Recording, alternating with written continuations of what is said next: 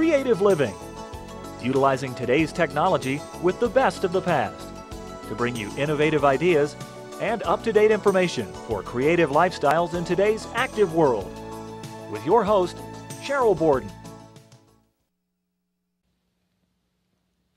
Catherine, thank you so much for being here. It's been a long time since I had a chance to talk to you, and I know you're very involved in health and fitness and good nutrition, and so is everybody, or so should everyone be. And sometimes it's hard to know really what to do. There's so much information, it's almost information overload. So we thought today we'd talk about what you call the 4 steps to total fitness. Right. And what do you mean by that? What are those 4 steps? Well, Cheryl, first of all, many people don't even try to be fit because they think they have to work too hard. Or there are other people who are working too hard and they're just overworking. And not doing any good. And not getting anywhere. So I always talk about the 4 steps to total fitness. And I tell all my clients that if all you learn from me is this one equation, it will totally change your life. And that is? And that is, your body equals your exercise times your attitude times your rest times your nutrition. Now, as we learn from basic math, if you multiply anything times 0, what do you get? 0. 0, nothing. Yeah. So a lot of people, when they go to try and be more fit or even healthier, they'll work in just one area. Like they'll exercise, but they won't change their nutrition. Or they'll work on their nutrition. They'll go on a diet, but they're not getting enough sleep. So what I tell all my clients is the reality of it is you don't have to be perfect. You just have to be working in all 4 areas. You just try. Put out the effort. Yeah, work in all 4 areas. And so the first area is exercise, of course. And the research shows to lose weight, you've got to be doing about 3.5 to 5 hours of exercise a week. Okay. If somebody's exercising less than that, they're not going to get the results they need. They're not going to actually burn the calories. They need to actually change their body composition. If you're doing more than that, then you're going to have to improve your eating even more. You're depleting important nutrients. Or you're going to have to rest more. So 3.5 to 5 hours of exercise a week is a good amount for the average person. And really that works out to about 30 minutes a day. So I tell all my clients, really strive for some kind of movement 30 minutes a day. Now, do you also believe that it's okay to do, say, 3 10-minute blocks? Absolutely. It's a great idea, especially for people who are really busy. And let's face it, most people today are extremely stressed, and many people are even working multiple jobs. So it's absolutely fine to work, say, do 10-minute walk, and do that 3 times. And a real simple suggestion that I give all my clients who have jobs is figure out a spot 5 minutes from your desk.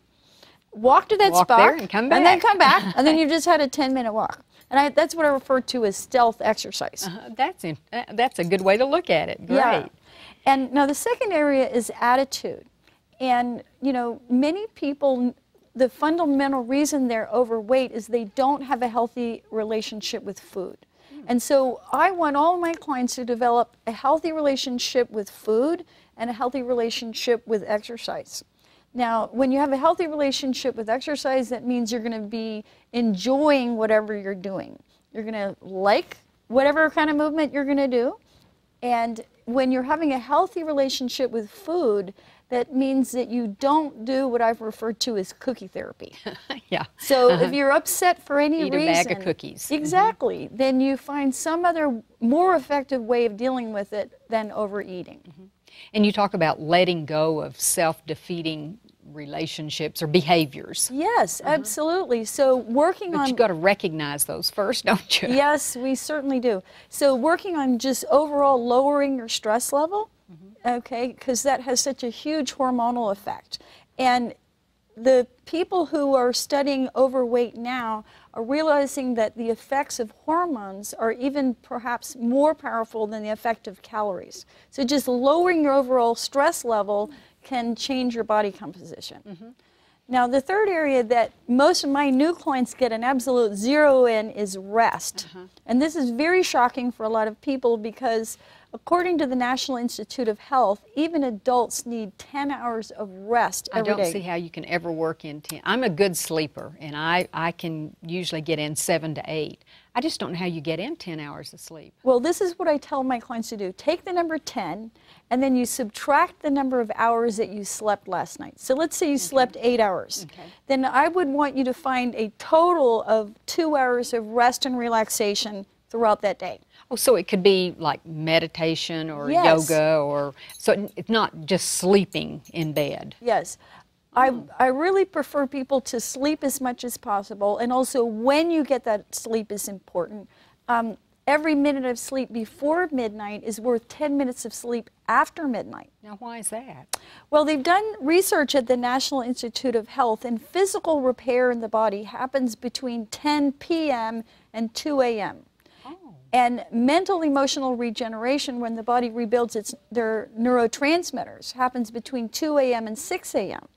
So especially for people who are trying to repair after, say, a good workout, or you're trying to heal your shoulder or your knee or what have you, you want to make sure that you're going to bed earlier. So it's like better quality sleep versus quantity. Exactly. So what you do is you take the number 10, and then you subtract the number of hours slept last night, and then you focus on meditation, taking a nap, hot bath, knitting, quiet activities. Relax, just ways to relax your mind and body. Yes. So, and again, in our stressful society, I just find most people are completely omitting their need for rest and not really listening. And the last part of the formula is nutrition. We could do a whole show just on nutrition, but maybe you could share with us some tips. Yeah. So I like to, again, keep things simple. And a real simple thing to understand is that 10% of your metabolic rate comes from what's called the thermic effect of food. So the more frequently you eat, the higher your metabolic rate will be. So a real simple thing is to try to eat 5 mini meals a day rather than 3 heavy ones. Yes, yes, big meals. So, and then another thing to understand is that when scientists want to breed fat rats in the laboratory, all they have to do is feed them processed foods. Oh, okay. Okay, so, We've heard about that. yeah, and if you take a rat that's eating processed foods, they won't lose weight no matter how much exercise they're getting. So when I have new clients and they're coming to me and they say, you know, I'm working out really, really hard and nothing's happening, then I know automatically what they're eating. So eat small amounts frequently and eat whole, unprocessed foods as much as possible, and of course drink lots and lots of water. And you talk about something called the 80-20 rule. Right. Would you explain that? Yeah, so you know, if you're healthy or at a good weight, then you can follow what's called the 80-20 rule, which is 80% of the time you follow the plan, and then 20% of the time you go off the reservation. Oh, okay. Okay, but now even when you go off the reservation, I want everybody to eat like a civilized person. Okay. So, you know, you have your treat, you put it on a plate, you know, again, there's no emotional overeating, right? Don't get the bag of chips out and eat the whole thing, just standing up on the run. Yes, exactly. Okay. Use some common sense is basically what it means. Yeah. And I know you really feel strongly about if people, especially having any types of problems, think about eliminating gluten from their diet. Yes, gluten is the #1 inflammatory food in the body. And if you're eating any food that is inflaming you, many bad things happen. Your body releases the stress hormone cortisol, which is going to make you fat around the midsection. Also, 90% of your serotonin, the feel-good, happy neurotransmitter, is produced in your gut. So many people who've got chronic pain can get rid of it by going on a gluten-free diet. And many people who have mental emotional problems, depression and anxiety, if they go on a gluten-free diet, then their neurotransmitter system can work better. Well, there's a lot to think about, but I like your simple formula. The exercise, attitude, rest, nutrition all affect our bodies. And then you talk about consistency is the key to success. That's a great way to think about it, if we can just be consistent and do the right things. Yeah. Well, thank you very much for being with us today, Catherine. Thank you, Cheryl.